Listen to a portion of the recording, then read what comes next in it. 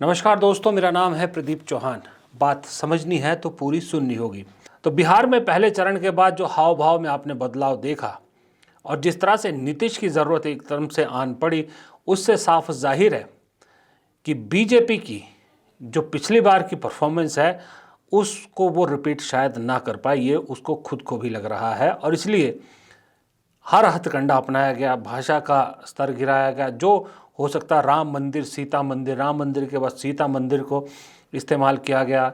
नीतीश कुमार की वजह से मोदी जी और अमित शाह हिंदू मुसलमान नहीं कर पाए, लेकिन उसकी कमी योगी आदित्यनाथ ने पूरी की। लेकिन फिर भी बहुत सारी जगहों पर, बहुत सारी चीज़ों पर उन्हें अपना हाथ खींचना पड़ा। एनडीए में जो आपस में सिर्फ उटव्वल है, चिराग, जेडीयू, बीजेपी, इन सब के बीच में वो अलग से एक कहानी गढ़ रही थी। इस बीच प्रियंका गांधी ने और कांग्रेस ने जो एक राहुल गांधी ने वोट खुलासा किया, वोट चोरी का खुलासा हरियाणा को, उसको लेकर प्रियंका गांधी ने आखिरी के 2-3 दिनों में एक नया नैरेटिव इस देश के सामने रखा। नतीजा कुछ भी हो, नतीजा किसी के भी पक्ष में हो, कांग्रेस जैसा मर्जी परफॉर्म करे, लेकिन एक चीज़ में प्रियंका गांधी कामयाब हो गई हैं और वो कामयाबी ये है कि इस देश के सामने जो हमारे 3 चुनाव आयुक्त हैं उन पर बहुत बड़ा सवालिया निशान खड़ा करने में प्रियंका गांधी ज़रूर कामयाब हुई हैं। कौन है वोट चोर? जोर से बोलो, कौन है वोट चोर? नाम लो उनका, नाम लो उनका। उनके साथ 3 और लोग हैं। सबसे पहला ज्ञानेश कुमार, बोलो मेरे साथ, ज्ञानेश कुमार। मेरे साथ बोलो, विवेक जोशी, एसएस संधू। ये 3 लोग हमारे चुनाव आयोग के सबसे बड़े अधिकारी हैं और इनको इतनी शर्म नहीं है कि इस देश ने उनको दायित्व दिया है, उनको जिम्मेदारी दी है कि हमारे लोकतंत्र की रक्षा करें, हमारे वोट की रक्षा करें, लेकिन इनको शर्म नहीं है। ये आपके यहां से, बिहार से 65 लाख वोट काट रहे हैं, काटे हैं इन्होंने। तो आप बताइए, क्या इनको पद के पीछे छिपने देना चाहिए? क्या इनको अपने पद के पीछे छिपना देना चाहिए, हाँ कि ना? नहीं, बोलो नहीं छिपना है। क्या कुछ महीने बाद ये रिटायर होके चैन की जिंदगी जी सके? ये अच्छी बात है? क्या ये देश इनको भूलेगा? क्या आप इनको याद रखेंगे कि नहीं?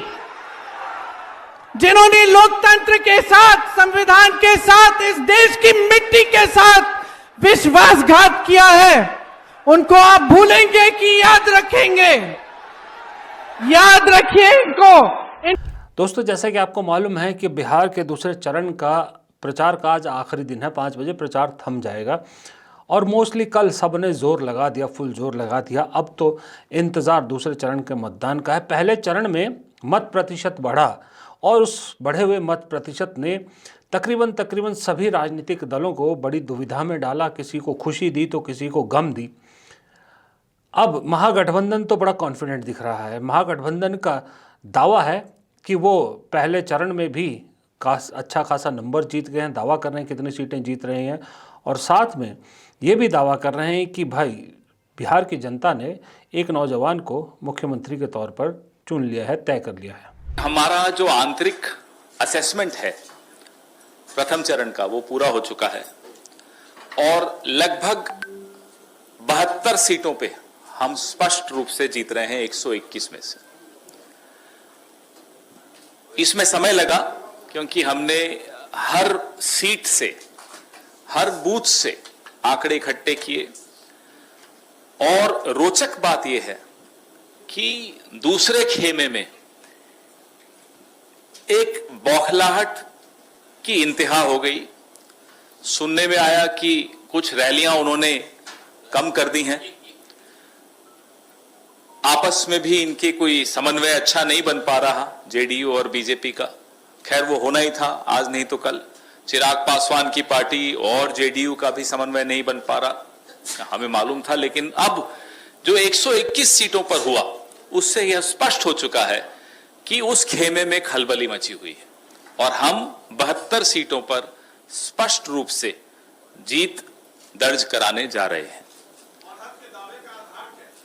हमारे बूथ वाइज आंकड़े हमने लिए और उसमें समय लगा।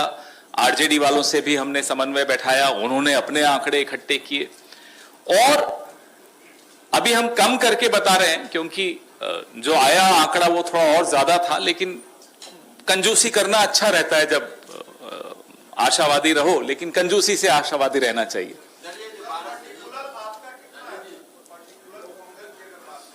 बहत्तर में हमारे भी अच्छे हैं, चिंता मत कीजिए। पिछली बार का स्ट्राइक रिकॉर्ड हम तोड़ने वाले हैं, अच्छी तरह से तोड़ने वाले हैं। और जब एक परिवार मिलकर कुछ संघर्ष करता है तो ये नहीं देखा जाता कि माता को कितना हासिल हुआ, पिता को कितना हासिल हुआ, बड़े भाई छोटे भाई, कुछ नहीं होता, सब बराबरी से लड़ रहे होते।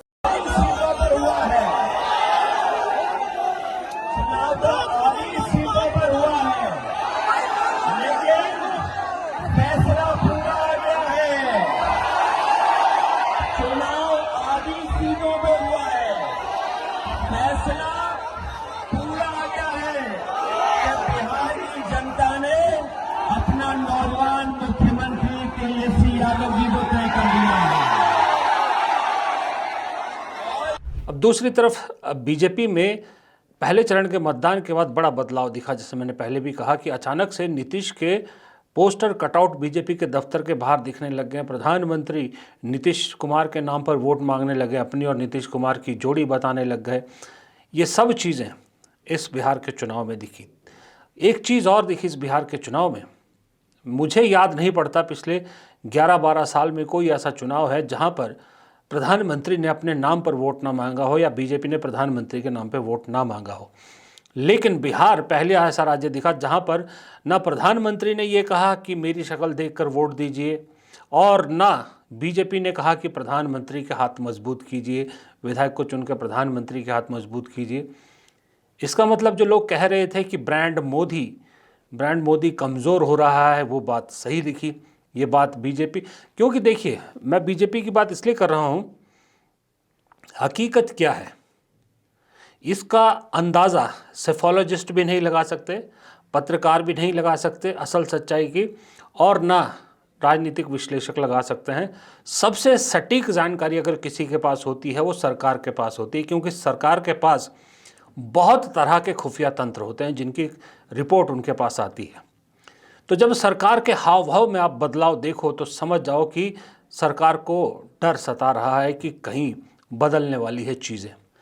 तो दरअसल आज रविवार की सुबह है तो ज़्यादा हैवी डोज पॉलिटिकल मैं आपको नहीं दूंगा, लेकिन मेरा कहने का मतलब ये है कि प्रियंका गांधी ने मोदी जी और तीनों चुनाव आयुक्तों को खास करके पहली बार मैंने देखा किसी नेता ने लगातार अपने चुनावी सभाओं में चुनाव आयोग को निशाना बनाया हो। वो भी चुनाव आयोग के खिलाफ यूं तो शिकायतें बहुत होती थी, लेकिन इतने ज़बरदस्त तरीके से कोई सीधा हमला नहीं करता था, जहां पर ना सिर्फ उनकी अभी काम करने के तरीके बल्कि रिटायरमेंट के बाद वो आराम से बैठेंगे उसको लेके भी प्रियंका गांधी को मुझे लगता है दिक्कत दिख रही थी। वो नहीं चाह रही थी कि ऐसे लोगों को इतनी आसानी से जाने दिया जाए। ये पहली बार हुआ है मेरी नॉलेज में, इससे पहले कभी चुनाव आयोग को लेकर, चुनाव आयुक्तों को लेकर इतनी नाराज़गी किसी पॉलिटिकल पार्टी में या किसी नेता में नहीं दिखाई दी। दूसरी तरफ जैसे मैंने रात के वीडियो में भी बताया कि प्रधानमंत्री की भाषा को लेकर भी मुझे लगता है कि एक सोच विचार इस देश को करना चाहिए, प्रधानमंत्री को भी करना चाहिए कि एक पद की गरिमा को कैसे बनाए रखना है। इस देश को भी सोचना चाहिए कि प्रधानमंत्री जब अपनी पद की गरिमा से हटकर भाषा का स्तर ऐसे नीचे गिराए तो फिर उसका क्या जवाब देना चाहिए। ये 2-3 चीज़ें हैं जो मुझे लगता है बिहार के चुनाव से निकल कर आई हैं, और इस बिहार के चुनाव का क्या इम्पैक्ट होगा ये किसी और वीडियो में आपको बताऊंगा, क्योंकि वो लंबा टॉपिक है। उसमें एक डिटेल में मैं आपसे बात करूंगा कि बिहार के चुनाव का देश की राजनीति पर क्या असर हो सकता है। खास करके 14 के बाद बहुत सारी चीज़ें निकल के आएंगी, लेकिन फिलहाल इस वीडियो में इतना ही। प्रदीप चौहान को दीजिए इजाज़त। नमस्कार।